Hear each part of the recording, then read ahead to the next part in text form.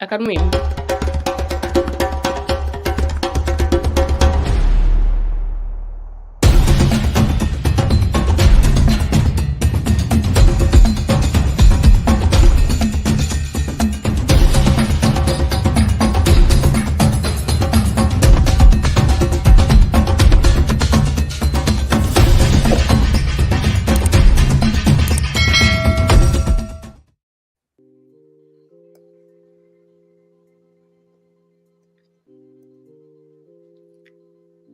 Hello, hello, Insaka people. Welcome to the Insaka Talk Show. My name is Nelly Matutila Bartholomew, and in the studio with us after a very long hiatus is our lady co-host, Miss Irene White. How are you doing, Irene?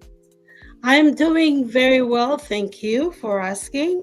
Mhm. Um, I just wanted to say thank you so much for all the Insaka supporters that were calling me, checking up on me. I'm good. Sometimes it's good to take time out. Mental break. We need it. Yes. That's true. Winnie. Oh, I'm doing well. I thank God every day is a new day. Sometimes we come here and we're like, oh, I'm fine. But guess what? I'm not very fine because my kids are like sick. I don't know what's going on. Like I'm trying to balance it out. I don't know. But I'm praying that God will heal them and they'll be better so they can go back to school. Amen. Yeah. Amen to that. Yeah, there's something going around RSV, some upper respiratory infection that's affecting a lot of people. We have that going around in my household too. So praying for the kids. Hope you guys get well. I think Winnie, you're the one who made the kids sick because you were sick last time. So, Yeah, that's true. mommy dearest, it's your fault. Clotilda, how are you doing? Good morning, Vasa, she says. I hope I say Money, that. Good morning. Good morning. Good morning. It's good to see you. Thank you for following along. Tell your friends to tell their friends that the Insaka Talk Show is live. We have a very, very charged topic today. We'll be talking about horrible parents and children. But before we do that, I think we're going to go ahead and pass it on to Winnie.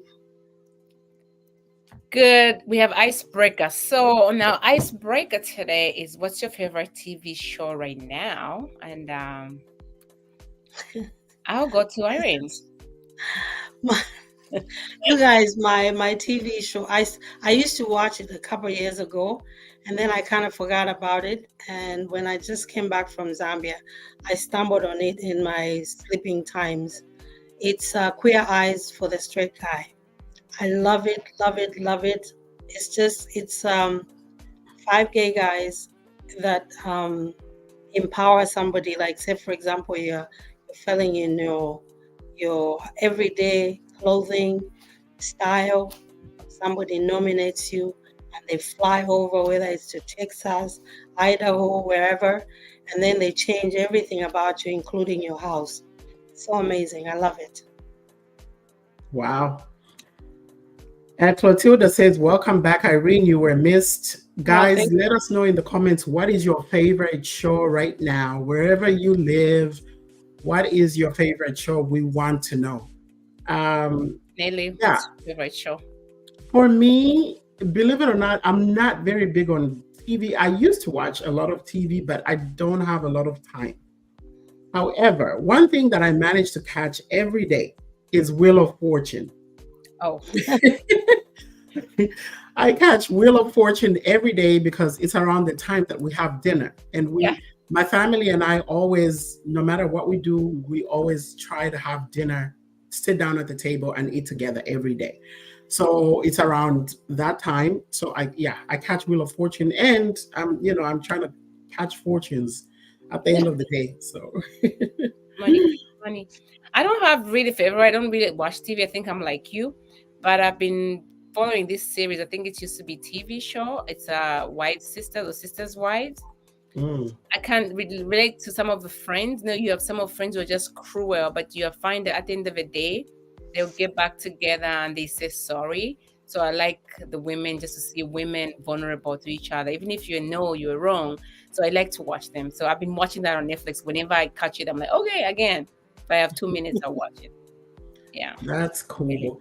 Clotilda says her favorite show Oh, right now yes. is Sisters by Tyler Perry. I don't think I've ever watched it, but anything that Tyler Perry touches is gold, in my opinion. So I'm pretty sure that's a good one. It's actually a good show, and I like he picked the right course. Beautiful show, very beautiful. You should watch it. I'll try when I have time.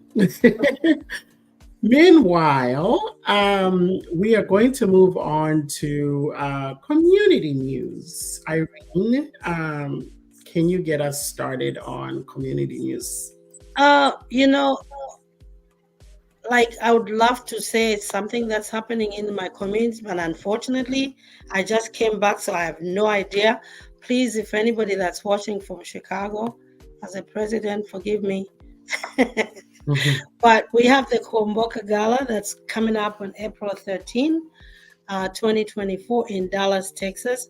Please, guys, let's support our sisters, our brothers who come from Western Province. This is a big deal for them. It doesn't mean that because you're not Lozi, you cannot wear the Musisi, you cannot go and support them.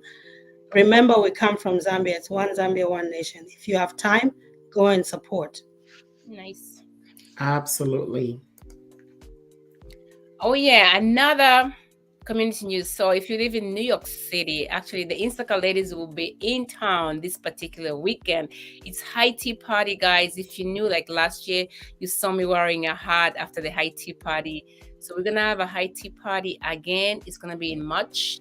The location and the flyers will be coming out soon, but I just want you to know that the money that we fundraise goes to educate these young women and men and our Williamson Hope Foundation. So please stay tuned on our page, Williamson Hope Foundation, or Instagram. We'll be posting out the flyers. So we hope to see you there, ladies.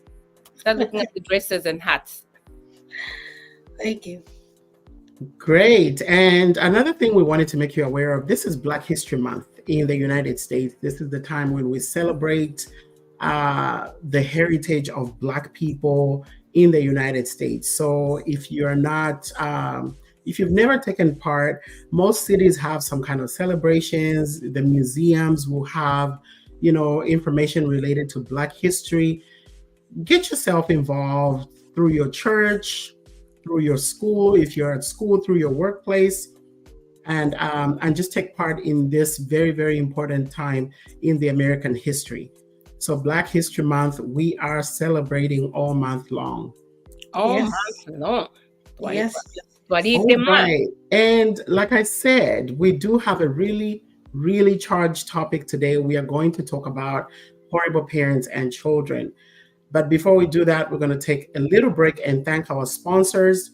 Cultural Group Benefits. If you don't have a life insurance policy, please consider taking this on, because even though you have insurance through your job, you never know if you get laid off, what would happen. At least have something for your family or your community to put you to rest. We'll be right back.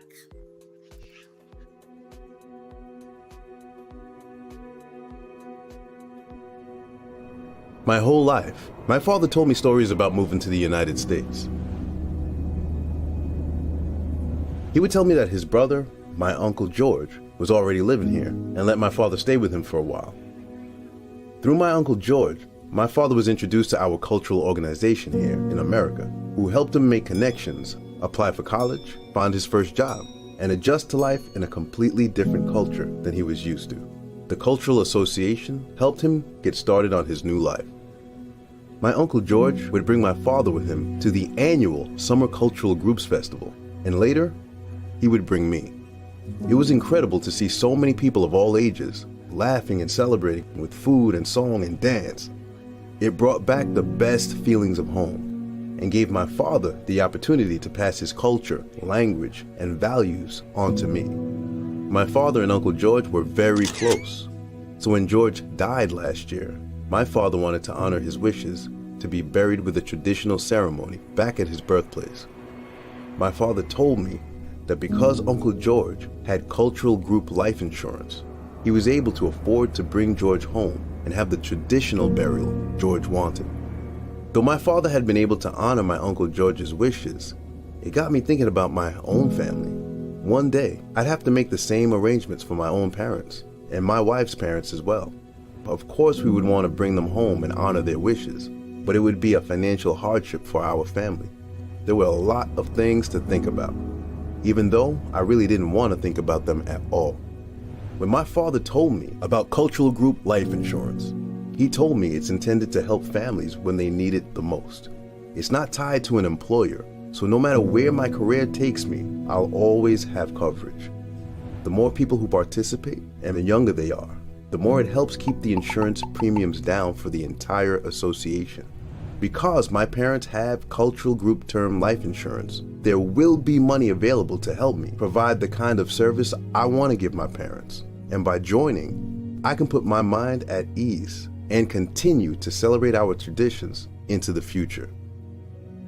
With cultural group life insurance, I can worry less and spend more of my time celebrating with the people who matter most to me. All right, welcome back to the Insaka Talk Show. And like I promised before, we are going to discuss horrible parents today. And you know what? I think this may be something that some people have not experienced and maybe like, what do you mean? Parents are great, right? Parents are always there for us and protecting us. And so where is this coming from? The truth is, though, the world is not always black and white, and people don't always behave as expected. We have some anomalies out there. One of the examples that come to mind is the Turpin family. Yeah. This is a family of 15. This couple had 13 of their biological children, not adopted, biological children between the two of them. These people abused these children. And now if you're sensitive and, cannot withstand, I'm going to share some of the images that were obtained from their home. This is their home. They lived pretty much in filth. Yeah. You can see human, feces, urine on the walls and carpets. This is how these people kept their children.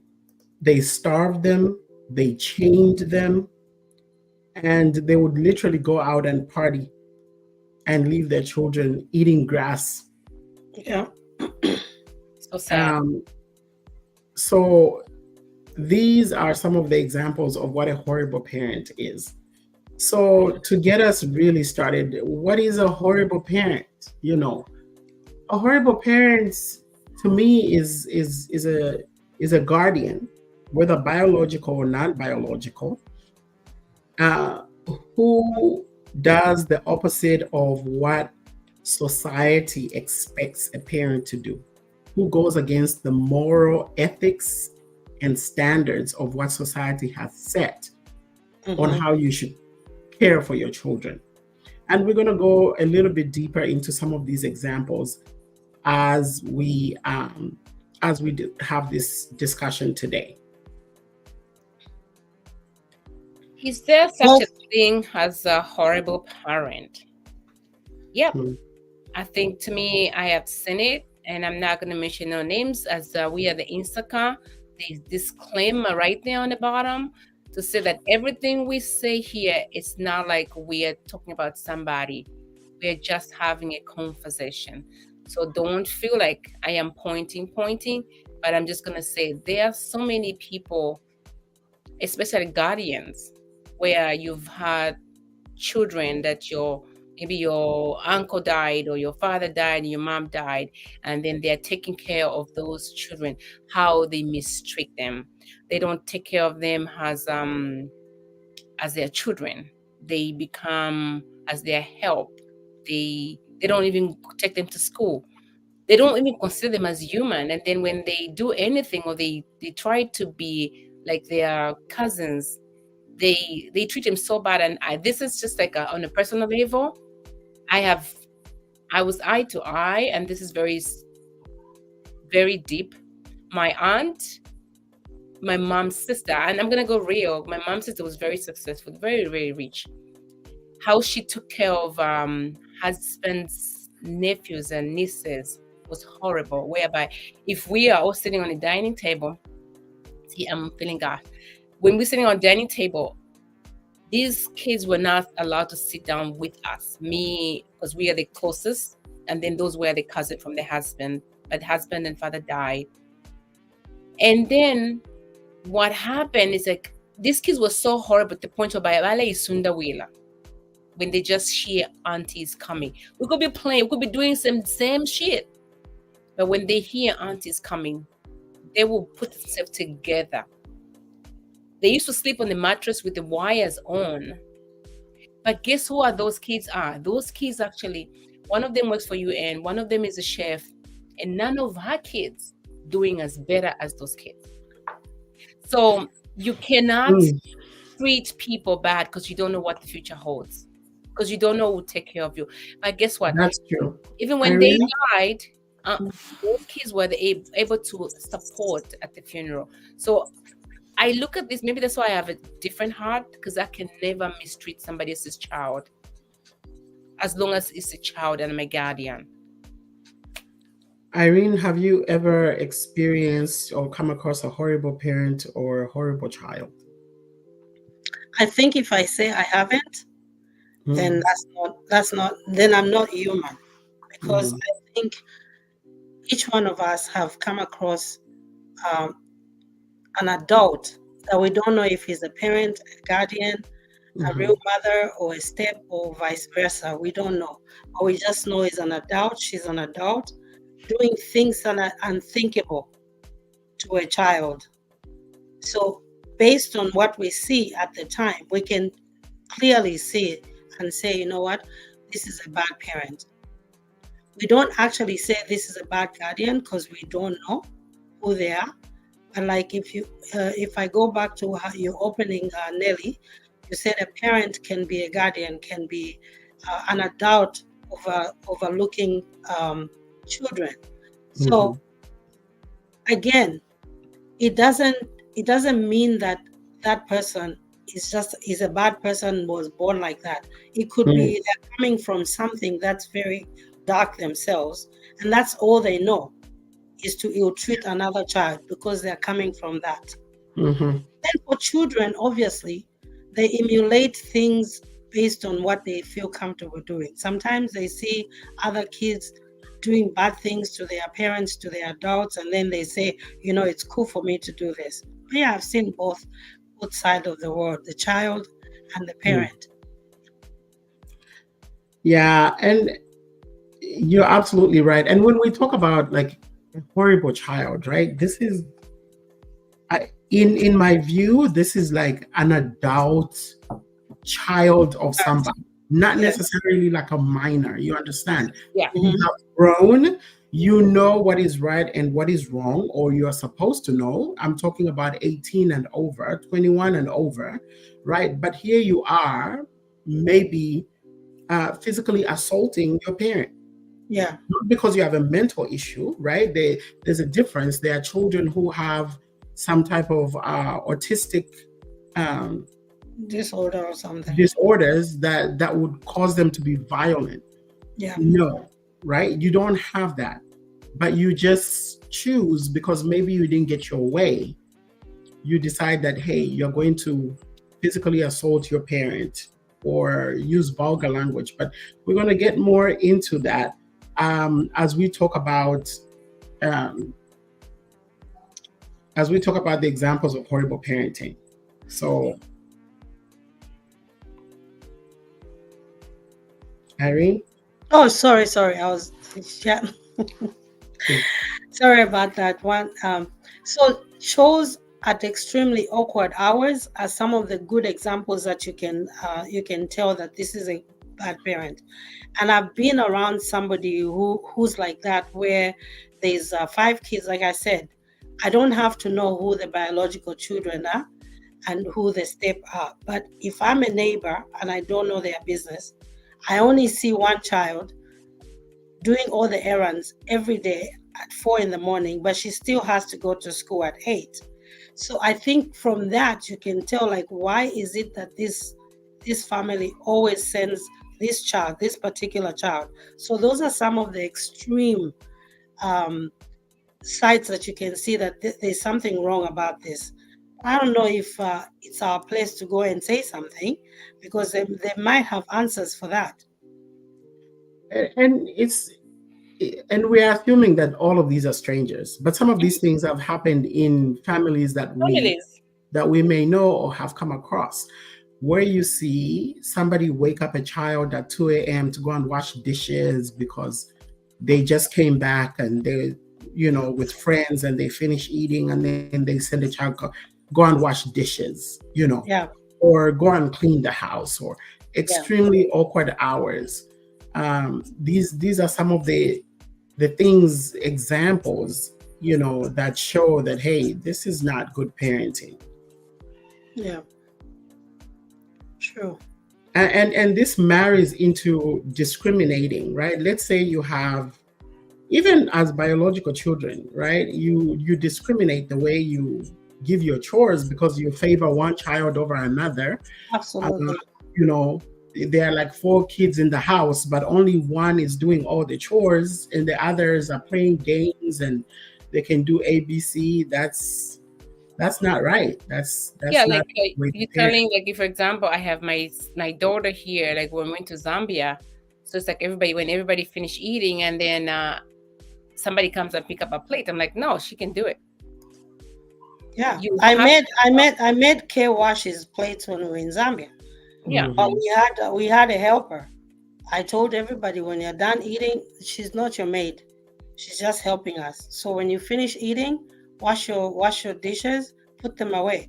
And I didn't do that because I wanted to make sure they understand that Kay is not special. Everybody is special. So you eat, you wash your dishes. Okay, on that one, I'll beg to differ. If I were Kay, I'll be like, Mom, we're on vacation. Wash dishes at home every day. If you were staying in a hotel, you wouldn't even pick up a plate. You don't know where the kitchen is. So what is the difference? If you have somebody who is helping you, a domestic worker, that is one of the responsibilities. Wash the dishes. I the dishes and put them in the sink. I hate doing dishes anyway. Maybe that's why you're saying that you hate doing dishes, but I wanted to make sure Kate doesn't get along because it came from America. No, dude, wash your plate. He did. Didn't complain. That's very true. Yeah, and then some of the good examples is abusive and belittling language, and we know verbal abuse is very, very serious because it stays in you. When you punch somebody, it hurts and it will go away, as opposed to tell somebody like you never amount to anything. And those who are like raising a stepchild, some adults are so cruel to an extent that they'll talk about a dead parent. They'll say that's why your parents died, because you never amount to anything. But they are forgetting that they are parents as well, they are mothers as well, they have children. So you cannot say something ill about another child when you also have children, because you have to be mindful that what if somebody else says something like that about my child? So you have to be very mindful about what you say to another human being, somebody's child. That's very true. And I'm gonna go personal again. I had one of my cousins. She was very successful too. She was like, because I was, I grew up very tall, and I'm always out there doing my own thing. But one thing I knew is like I have fear of God. So she didn't know that part. But just because she can see me on the crowd, and she said, "Hey, mom, by the time I was like 14, and she was talking about mafumo, I was like, what is she saying? And it was so hard. Up to now, I think about it. No, I didn't. I had my child when I was 28. I was fully matured. But these are the things that when people like that, they are abusing by saying those things, and it's stuck in your mind. Just tell me about that. Don't just tell me, hey, you'll never achieve anything. You're not going to be anyone. Like, those are not good language when you're speaking to a minor or a child, Yeah. because it doesn't do well. It doesn't help them to grow, because they'll be forever like, oh, yeah, she was right. I can't do anything. That's why we find so many now homeless kids, or maybe by the time they get 14, they want to go and be in the street, because that's what you were putting into them. Let's try, instead of being those people who abuse or belittling other people's kids or your auntie or uncle. Let's try to encourage them. Let's speak life to them, because you are the guardian at the moment. So please, let's speak life to them, and let's be kind. Yeah. Yeah. On this one, I think a lot of people don't realize the power of words, right? Words matter. And to a child, that's all they know. If you are a guardian over a child, they drink in every word. So instead of using your words to tear them down, use your words to build up. Build them up. We have parents out there that are, even their own biological children, they'll use words like, you are too fat, or even physically, telling your child you're too fat, or you don't have a brain, you don't think right. Words, putting your children down, don't do that. Actually, you know what, Nelly, not to cut you short, as adults, it's very important for us, it's very important for us to speak positiveness in every child, whether it's your own child or it's a child that you find on the street. You speak positive words in them, because you never know what they're going to amount to and what it's going to impact you as a person. So speak positiveness to children who you meet, who you brought on this earth, because it's your job to make sure that they hear you say positive things. You're beautiful. You know what? I like the way you speak. I like the way you do things. Just little things, like you're saying. Things like, you're too fat. Might sound very small, because you're just, okay, this kid will have low self-esteem as she grows up. Insecurity issues. Yes, because you said something about her weight. Whether she's skinny or fat, we're just going to go both ways. Do not go that route. Yeah, absolutely. And this brings us, as we talk about verbal abuse, right? This brings us into this really, really sensitive topic of sexual abuse. I can't, for the life of me, really imagine what would possess someone who knows, especially if you're a biological parent, if you're sleeping with your own child, and the damage that causes, that's a horrible human being. Yeah. Starts with manipulation. Yeah. Horrible human being. Yeah. And honestly, if you're out there and you've experienced this kind of hurt from a parent, please seek help. Yeah. Because this is something that is damaging, extremely damaging. It damages your self-worth. You start to question yourself, what is wrong with me? Even distorting what is reality, what is supposed to be the right thing and the wrong thing, because these are people that are supposed to teach you what is right, the right way to behave, and then this is happening to you. This, to me, is the worst form of crime you can ever do to a child. Yeah. Go ahead. If you know, I lost thought now. If you know, what's her name? She's a pastor. I think Joyce Meyer.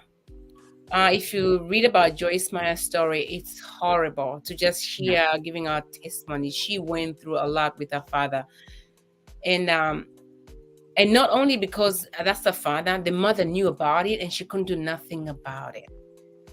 The girl Is it couldn't that do- she couldn't do anything about it, or she didn't want to do anything about it? No, the family, every time she told family, they say you're lying.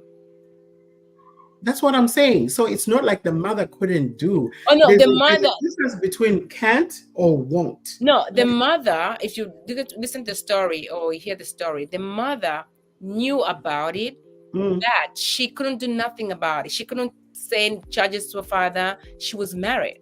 She was saying, he's going to stop. No, I see right there, Winnie. This is where I'm going to say I disagree. It's not like she couldn't.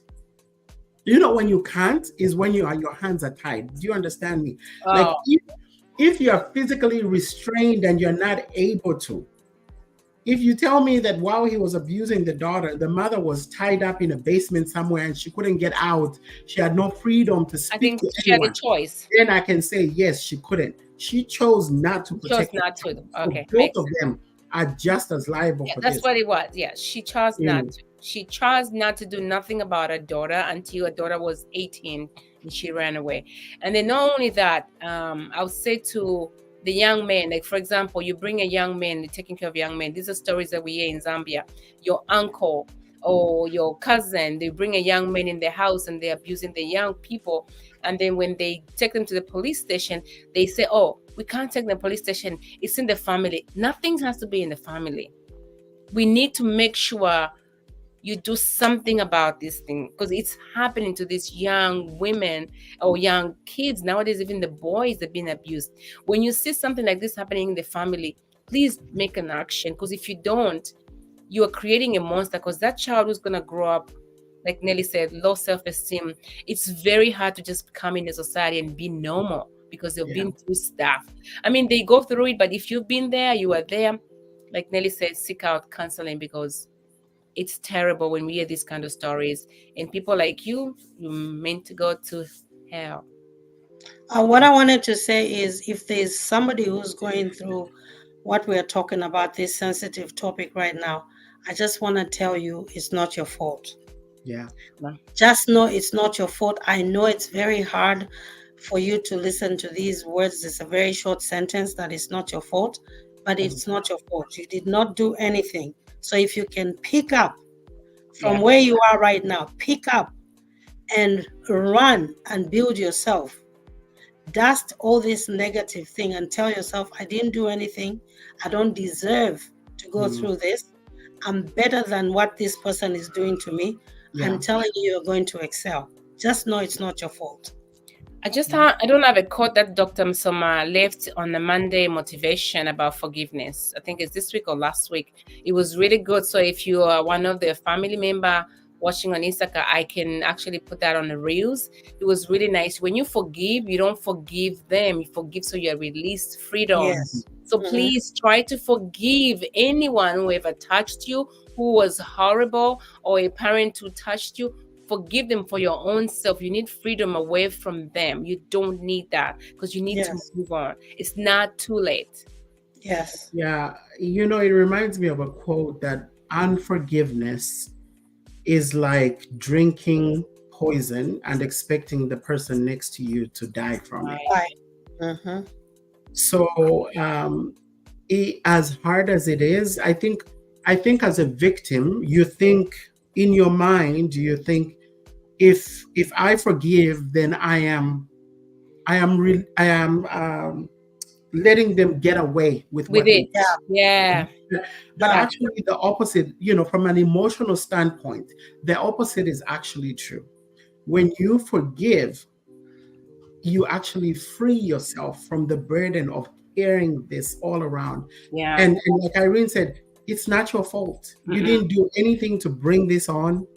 And don't anybody ever tell you that it's because you have a big backside or because you've dressed a certain way, or their sick mind. Sick mind. It's their sick mind that drove them to do what they did. You know? And on the funny side, about forgiveness, if you don't forgive somebody who did something to you or said something bad to you, guess what? You'll be moving around, moping around, so mad. You know, the person that did that to you is busy enjoying themselves. They're enjoying life. You might even see them at a party and they're dancing like there's no tomorrow, and you're wondering, I can't believe she's dancing like this. She's forgotten about it. You are still moping around with something that's hovering in your heart. Forgive and let go. Let go. Yeah. Oh, I also want to stress the importance of therapy and counseling. Uh, Forgiveness is not going to come automatic just because somebody say forgive, right? It's a process. Yeah. So please, seek out therapy, seek out whether it's spiritual counseling, emotional counseling. Speak to somebody so that you can begin the process of healing. Then you can step into a place of forgiveness. That's True, right. true. And counseling, again, it's not professional. It could be, you can start with a spiritual person, somebody in the church that you trust, that you can start from there. And then you pave your way up to maybe a professional, because sometimes professional counseling might be a little expensive, and it's your insurance doesn't cover. You can start from there. In Africa, we used to do Or you counseling. don't have insurance. Yeah, you don't have insurance. But look at how we grew up in Africa. Counseling was within ourselves. Family. Our aunties, our grandmothers will sit you down, counsel you until you're a normal child. On this one, I'll say that, right? I have one of my bonus kids, and then all the kids in the house were very educated, and then my bonus child was not sent to school. They just let him work in the house, clean for his nephews, clean for the uncles, the aunties, and he was very smart. So what I did was I'm gonna take up. I think I've told you, ladies, I'm gonna take up his responsibility. And guess what? He graduated. Good job. So there are parents, those parents, they see your potential. There's opportunity in your life, in your education. They will not give it to you because they know you're going to be above their children. And then you end up doing nothing. Yep. So let's look out to so many of these young people, young men who've been taken care of and help, because you never know who you're going to help. Isn't it Bembas you say, yes. I don't know how to translate that in English, but in a lame way I can say, the one that you are looking down on might just end up to be the president of the country. So you never, as long as they're human and they're breathing, don't underestimate the power of success. Yeah. Where there is life, there is hope. Do not discriminate. Make sure that all your children have equal education opportunities. Yes. Not to say because she's a girl, she just needs to grow up and get married. I'm not going to waste money on educating her. That is horrible parenting. Yeah. My children are going to go to a trust school, and she's going to go to a school where she has to walk 5 miles to get there. Guess what? The one who's walking 5 miles, as he walks, he's thinking about the success that he's going to have after education. All those that go to a trust school might not end up being anything. The one you are underestimating is the one who's going to grow up doing something. So it marries into what we just talked about earlier. Yeah. Physical abuse parenting. I just sent you something, Nelly, but because I wasn't able to send it to you, but I sent you on WhatsApp. Yesterday we had in the morning I had gone to church, and I'll be a little bit quick. So there are the strategy. There's a different 4 strategies of parenting. So what we do when we come to this, I'll say a little bit. There's 0 to 5. You are disciplinary. You are being disciplined. You discipline your children, and then from age 5, I'll say 6 to maybe like 13, you are training. You're training them. You are training them what to do, how to put the water out to make tea, and then from 13 to 18, you're coaching them, and then after that, you become friends at 18 and above, because now they're grown, they're adult college. But what's happening to some of us parenting, we find ourselves beating up our children, is because you're still in the same mode as a 0 to 1 and the discipline. My children now, I have 2. I'm doing the training and the coaching. So I don't even, if I pow them, they know that, okay, I'm going crazy. I sit down. What's going on? Can we sit down? Can we talk? we don't have to be abusive parents, and then it's not okay to be children. I think that's my opinion. Let's stop. I do want to say, let me say something here, Winnie. I think I want to clarify something. The difference when we talk about physical abuse, because it sounded like you're saying when you spank your child, that falls into physical abuse. No, that one is pow. Spanking, there's a different spanking. The pow. No, She that calls one, it the one pow. That's why I'm laughing. pow. No, I call it pow. That's different. But there are parents who just like whip their children for no reason, just dropping a cup. You find the child, like, why did you do this? So, Hey, Liz. So, hey, Liz. So for me, ladies, I think what I can say on this, right? There's a very distinct difference between spanking, right, and physical abuse. And I think we need to have a distinction. We know most African parents will spank you, all right? Most of them. And other, like Asians will tell you the same thing. I think Latinos will tell you, most cultures will do it, right? But yes, you're right, Winnie, there's an age limit. You know, my dad used to say when a child is 12 and older, like getting a stick and spanking them, that's not the right way. At this point, you should be able to sit down and have a dialogue. Now, going back to physical abuse, you know, physical abuse is really like intentional harm on a child that is not intended for discipline. This is like, I'm going to chain you, like those parents we talked about, you know, restraining your children with chains tied to their beds, or their legs shackled in chains, or, you know, even getting a chain and whooping a child until they bleed. That is physical abuse.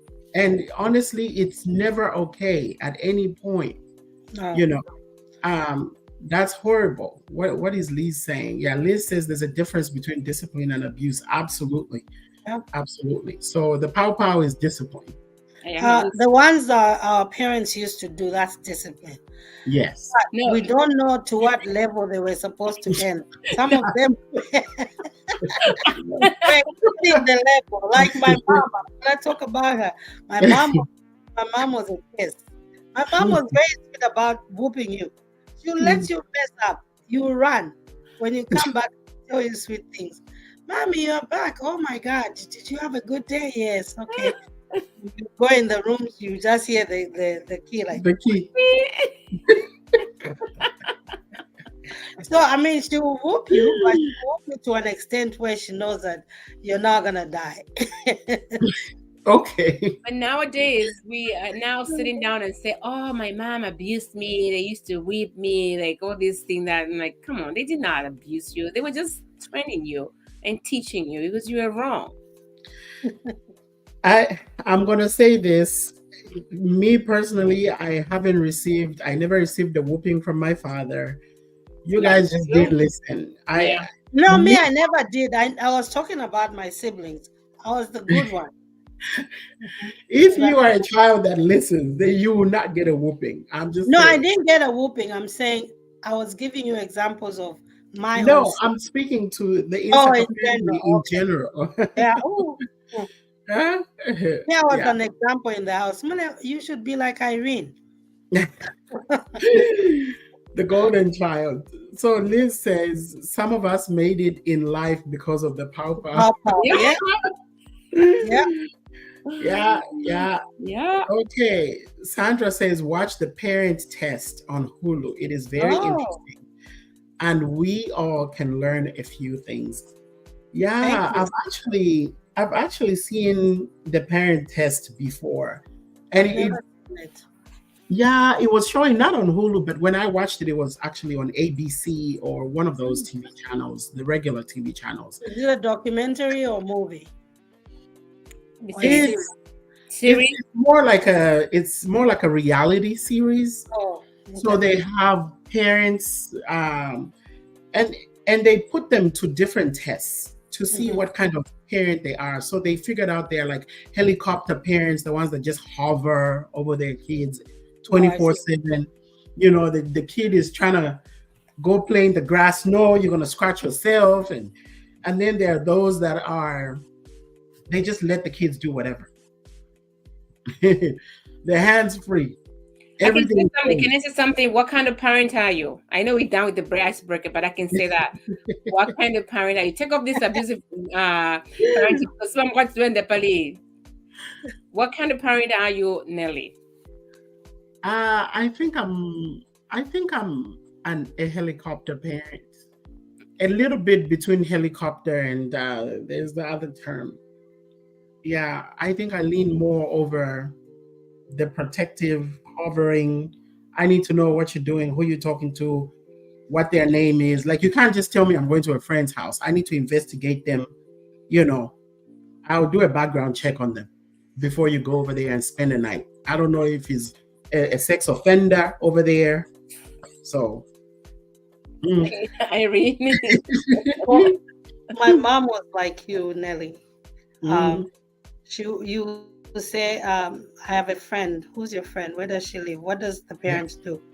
Okay, I'll let you know if you can go and play with her. In the meantime, go back inside. She'll go outside and tell your friend, or your friend is not available today. She has chose to do what she's investigating. When she's done investigating, she'll say, okay, now you can go and play with Martha. But for me, on the other hand, I'm more liberal. I'm more settled parent. I prefer talking to you than micromanaging you. And I think that has helped me being a single mom of one child. My son has a very good connection with me. Like, he can talk to me about certain things. But I'm not saying that my parenting skills are 100%. This is what I know, and this is what works for me. Yep. There's no book. I mean, there's books, but the parenting is only by yourself. And I would like to clarify something, right? Like, being a helicopter parent doesn't mean that I'm just controlling, but I'm not having dialogue. I do like to have dialogue as much as possible. Like, let's talk about this. Even when I tell you can't go over there, like, there's an explanation. Like, I don't really know them. I don't know what kind of, your friend, but you don't know what you're walking into when you go for a sleepover at this friend's house. Maybe the father is a beast at night. Yeah, I don't know. True. Yeah. I'm a very protective parent. I'm a Mm. very protective parent. Damn, I'll kill you for my children. Oh my gosh, I've seen it. Like, I didn't know until so many incidents, just like even my kids now being a Muslim. I say, hell no. My kids are Christian, whether you like it or not. On the birth certificate, I'm putting my Palo Malumba. What do you mean? I'm very, like, from the day one, I think I hold them to my heart. I protect them. I'd rather I can be with them 24/7 without worried. I mean, I'll complain, but I just like, this is it. I was about to tell you that, Nelly, that can you put Sandra's comment? You want to read it? Go ahead and read. She was talking about parents' test, and it's a series, and she said she never listened and she never got a whooping. That's why you never listened, Sandra. That's why. You needed the pow pow. Like me and Liz. Yeah, I mean, okay, so we've talked about, we've given you examples of a horrible parent. Now, what about horrible children? Oh my gosh. On a personal level, I can say on a personal level, I have seen some kids who are really, really bad. And the problem I have is when I see a child that's really bad, Kate gets the blame. I go home and say, I met this child. He's this and that. I hope you will never be like that. And then the kid is like, Mom, have I ever disappointed you? I'm like, no, I'm just saying. And he's like, don't bring all that debt out there and put it on me. Bring it to me. Because in my mind, I'm thinking, I hope my son doesn't turn out to be like this. It's just a mother thing. Yeah, but yeah, that's my thing.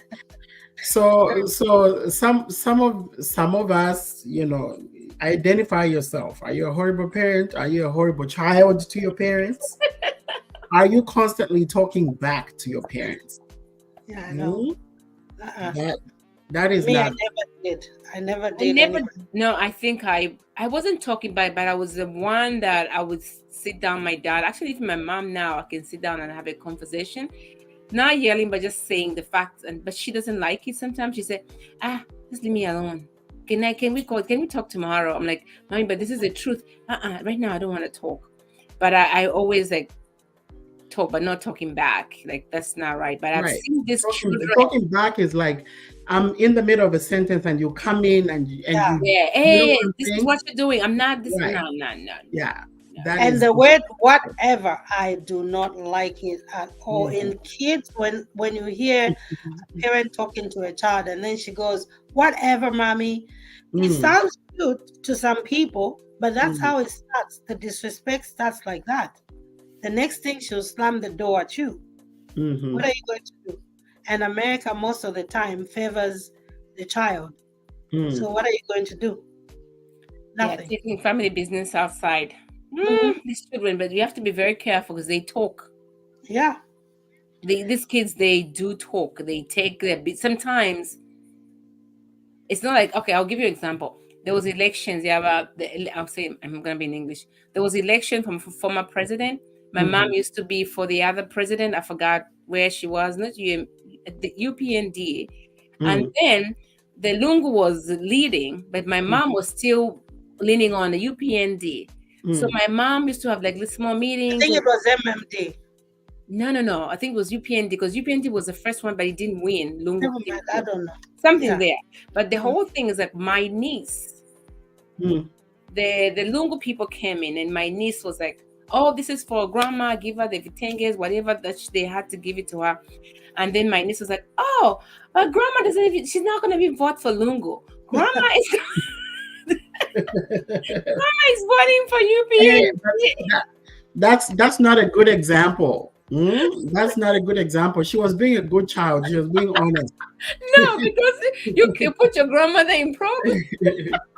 So my mom, they had to ask her, what's going on? It's like, oh, she's just a child. She's just talking. but those sometimes is not good. For me, what I can say about this is, you know what, we need to be very strict about, not really strict, but we need to be careful when we talk about taking family business outside, because this is how a lot of abuse stays inside. Yeah. Yes.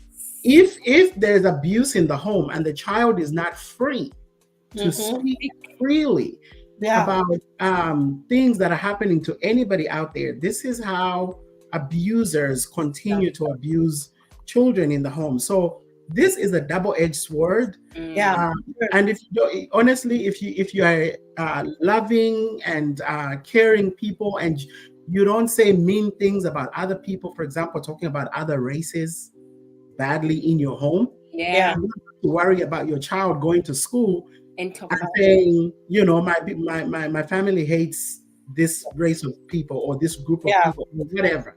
So it's a question of, hey, let's keep our conversations in the home and our actions good, to where we don't have to be embarrassed about it.